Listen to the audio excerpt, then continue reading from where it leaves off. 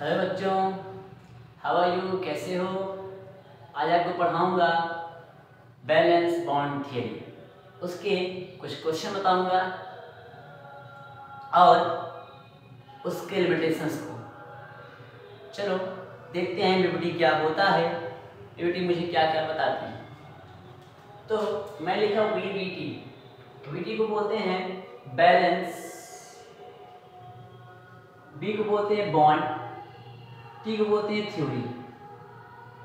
बोल दिया valence bond theory, valence bond theory. तो बैलेंस बॉन्ड थ्योरी मुझे क्या क्या बताती है, आओ देखते हैं क्या क्या बता रही है। पहले बताएगी मुझे शेप और ज्योमेट्री बताती है, शेप और ज्योमेट्री को बताती है। दूसरा पॉइंट, पहला पॉइंट बताएगा shape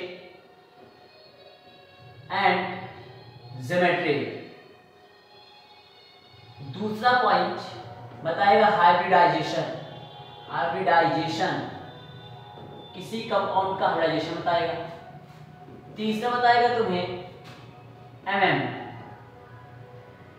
magnetic moment root of n of n plus 2, इसको बोलते हैं चुंबकीय आघूर्ण एमएम, मैग्नेटिक मोमेंट। मात्रक होता है वीएम, यूनिट क्या है, बोहर मैग्नेटॉन्स। यह तुम्हारे पास क्या होता है, number of unpaired electrons, number of unpaired electrons. देखो पहले शेप है ज्योमेट्री बताएगी, किसी कंपाउंड का शेप या ज्योमेट्री को बताती है बीबीटी। दूसरा बताएगी हाइब्रिडाइजेशन बताएगी।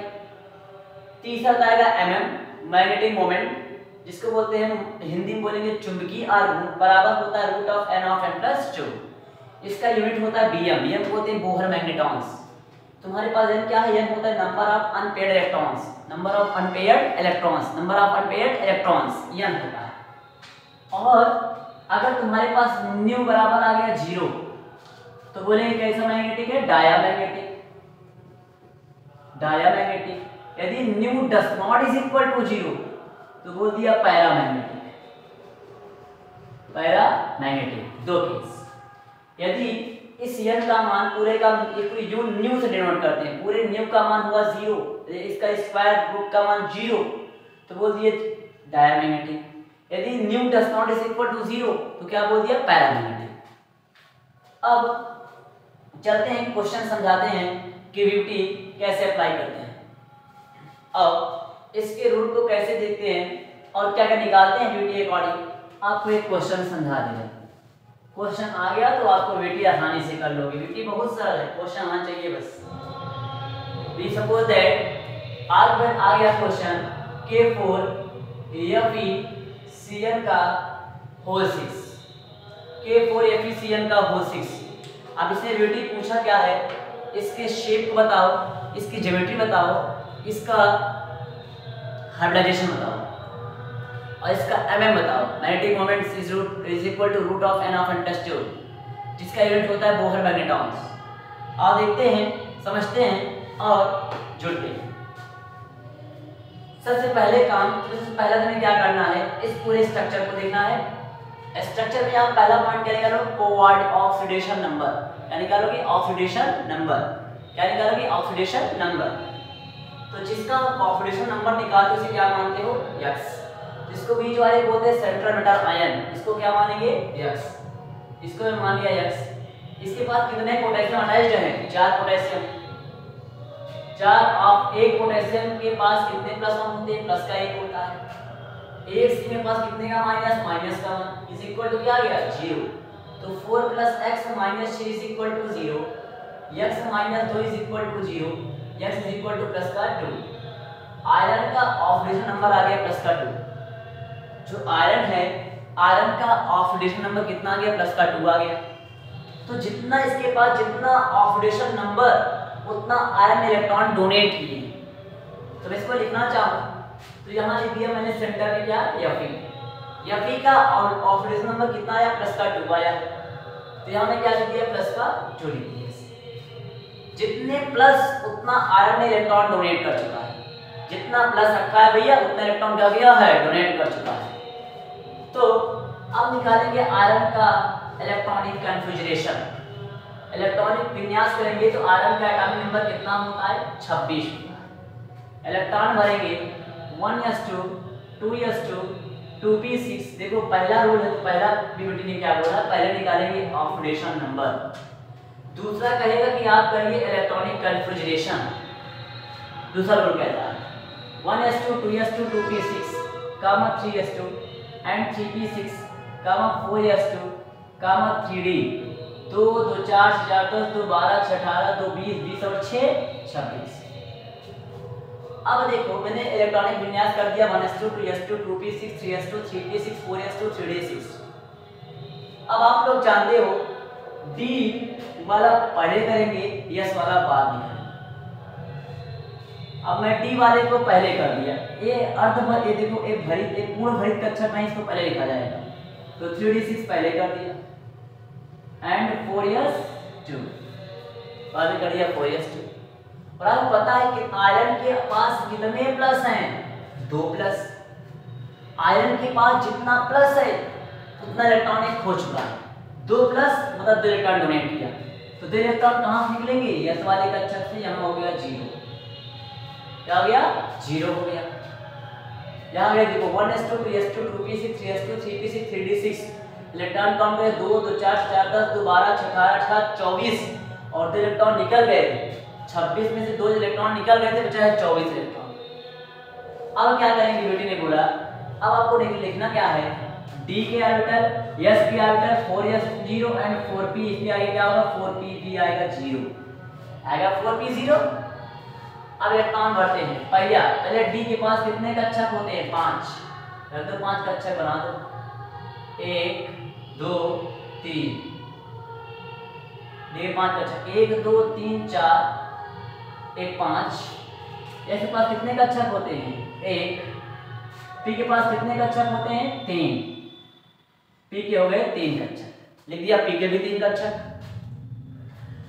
अब हमने क्या किया, जो d के पास इलेक्ट्रॉन कितना है 6, s के पास कितने इलेक्ट्रॉन है 0, p के पास कितने इलेक्ट्रॉन है 0। d में 6 इलेक्ट्रॉन है, s में 0 इलेक्ट्रॉन है और p में कितने इलेक्ट्रॉन तुम्हारे पास है 0 इलेक्ट्रॉन। तो मैं क्या करता हूं, अब d का इलेक्ट्रॉन भरता हूं।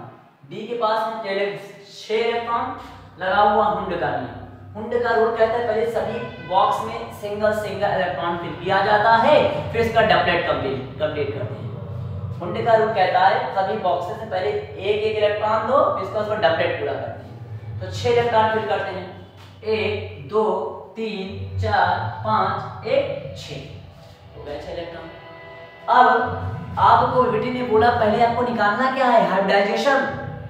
तो हाइब्रिडाइजेशन निकालने के लिए आपको तरीका कैसे पता चले, हाँ इलेक्ट्रॉन देखो तुम्हारे पास 5 1 2 3 4 इलेक्ट्रॉन अनपेयर्ड है।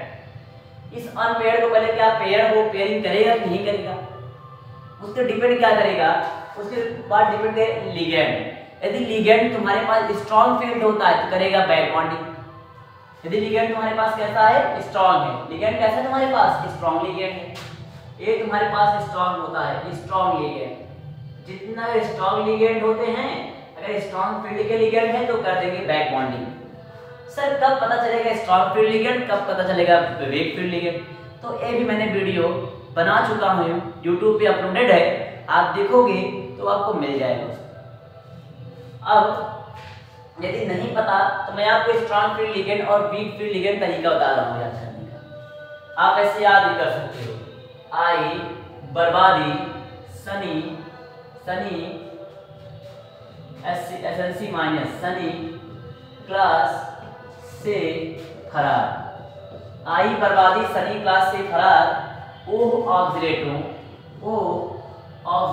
C2O4 डबल माइनस, ओ ऑक्सीडेटो पानी H2O पानी सुनो EDTA पानी सुनो EDTA इन माने EN नाइट्रो इन नाइट्रो NO2 कनाडा मतलब CN। ये ट्रिक होता है याद करने का। स्पेक्ट्रोकेमिकल सीरीज बोलते हैं इसको, और स्पेक्ट्रोकेमिकल सीरीज में क्या होता है, strong field ligand weak field ligand को याद किया जाता है। कहते हैं कि आई बर्बादी सनी क्लास में फरार, ओ ऑक्सीडेटो पानी सुनो EDTA इन नाइट्रो कनाडा। मैंने बोला आई बर्बादी सनी क्लास में फरार, ओ ऑक्सीडेटो पानी सुनो ADTA इन नाइट्रो कनाडा। तो इसको बोलते हैं, ये सारे जो लिगेंड होते हैं, सारे लिगेंड कैसे होते हैं, सब वीक फील्ड लिगेंड होते हैं। किस प्रकार के लिगेंड हैं, वीक फील्ड लिगेंड। और जो वीक फील्ड लिगेंड होते हैं यह बैक बॉन्डिंग नहीं करते हैं। वीक फील्ड लिगेंड क्या नहीं करते हैं, weak field ligand back bonding नहीं करते हैं। और यहाँ से देखो जो भी तुम्हारे पास एस्ट्रो EDTA इसको बोलते हैं एवरेज लिगेंड। कैसा लिगेंड बोलेंगे इसको, एवरेज लिगेंड, इसको बोलते हैं एवरेज लिगेंड। और NO2 और CN जो होता है, NO2 और CN होता है स्ट्रॉन्ग फील्ड लिगेंड। कैसा लिगेंड है, स्ट्रॉन्ग फील्ड लिगेंड, इसको बोलते हैं स्ट्रॉन्ग फील्ड लिगेंड। आप इलेक्ट्रोकेमिकल सीरीज देखोगे तो उसमें ऐसे घटता कर लिखा हुआ है, बढ़ते क्रम में देखो। सबसे ज्यादा कौन स्ट्रॉन्ग फील्ड लिगेंड, CN है। यदि CN तुम्हारे पास स्ट्रॉन्ग फील्ड लिगेंड होता है तो करेगा बैक बॉन्डिंग। यदि CN तुम्हारे पास कैसा स्ट्रॉन्ग फील्ड लिगेंड है तो क्या करेगा, ये बैक बॉन्डिंग। और बैक बॉन्डिंग के दौरान क्या होगा, जितने इलेक्ट्रॉन अनपेयर्ड में हैं वो सारे इलेक्ट्रॉन पेयर्ड में चले जाएंगे। जितने इलेक्ट्रॉन कितने अनपेयर्ड में हैं वो किस में चले जाएंगे, पेयर्ड में। क्योंकि स्ट्रॉन्ग तुम्हारे पास लिगेंड है स्ट्रॉन्ग फील्ड लिगेंड है तो ए वाला इलेक्ट्रॉन जंप करेगा इसके पास और दूसरा जो इलेक्ट्रॉन है जंप करेगा इसके पास जाएगा भैया। तो डी के पास कितने कक्षक होते हैं, डी के पास होते हैं 5 कक्षक। कितने होते हैं, 5। 1 2 1 तो अच्छा लिखो, डी के पास कितने कक्षक हैं, 5। 1 2 3 4 हो गए 5। और यस के पास कितने ऑर्बिटल होते हैं, 1। पी के पास कितने ऑर्बिटल होते हैं, 3। 1 2 3 हो गए 3। मैंने कहा यदि स्ट्रॉन्ग फील्ड लिगेंड होते हैं जितने इलेक्ट्रॉन अनपेयर्ड में होते हैं वो सारे किस में चले जाएंगे, पेयर में चले जाएंगे, पेयरिंग कर लेंगे। तो 1 2 3 4 5 6, ए वाला यहाँ जंप किया तो पेयरिंग कर लिया, ए वाला यहाँ जंप कर लिया तो पेयरिंग हो गया। अब देखो तुम्हारे पास कितने डी कितने कक्षक खाली है, 3d6 हो गया, 4 या 0 हो गया एंड 4p क्या हुआ, 0 हो गया 0। अब देखो डी के पास कितने कक्षक खाली हैं, 1 2 कक्षक डी के खाली हैं, 1 कक्षक ऐसे खाली है, 3 पी का खाली है। और लिगेंड तुम्हारे पास बचे कितने हैं, 6। तो अच्छा लिगेंड कहीं जा दो, 1 लिगेंड 2 लिगेंड 3 लिगेंड 4 5 एंड 6। तो DVD के अकॉर्डिंग हम पहले क्या फाइंड कर लिए, हाइब्रिडाइजेशन। सर कैसे हाइब्रिडाइजेशन बता दिए, देखते हैं हाइब्रिडाइजेशन कैसे होगा। डी के 2 कक्षक यहाँ लिखोगे आप D2, S1 लिख दिया, SP के 3 लिख दिया D2 SP3। आगे तुम्हारा डी 1 2 कक्षक डी के लिख दिया D2, 1 S के 1 S, P के 3 कक्षक P के 3 हो दिया D2 SP3। यदि D2 SP3 आ गया तो इसका शेप क्या हुआ, इसका जो शेप आ गया, शेप बोलेंगे इसका ऑक्टाहेड्रल। शेप क्या बोलेंगे इसका, ऑक्टाहेड्रल। सर ज्योमेट्री बना दो, देखो ज्योमेट्री शेप, जो शेप ऑब्लिक ज्योमेट्री इसके लिए एक भी कर देना है। ज्योमेट्री और जो शेप बना दी इसकी संरचना जो बनेगी, मैं नीचे बना दूं संरचना, देखो संरचना नीचे बना दे रहा हूं। इसकी ज्योमेट्री देखो, ज्योमेट्री कैसे बनेगी, ज्योमेट्री यहाँ आएगा नहीं, मैं यहाँ बना दे रहा हूँ, आप समझ लेना, थोड़ा छोटा सा बना रहा हूँ बस। या फिर कहाँ रखेंगे, सेंटर में, या फिर मैं रख दिया सेंटर में रख दिया। या किसी कितने लिगेंड अटैच्ड हैं, 6 लिगेंड हैं, 1 CN ऊपर, 1 CN ऐसे, 1 CN ऐसे कर दिया जाए, 1 CN ऐसे, 1 2 3, 1 ऐसे कर दूं, 1 ऐसे कर दूं, हो गया। इन सबको ऐसे जोड़ दो, ऐसे एक को साथ में बंद से जोड़ दो, ऐसे 1 2 3 4 5 6।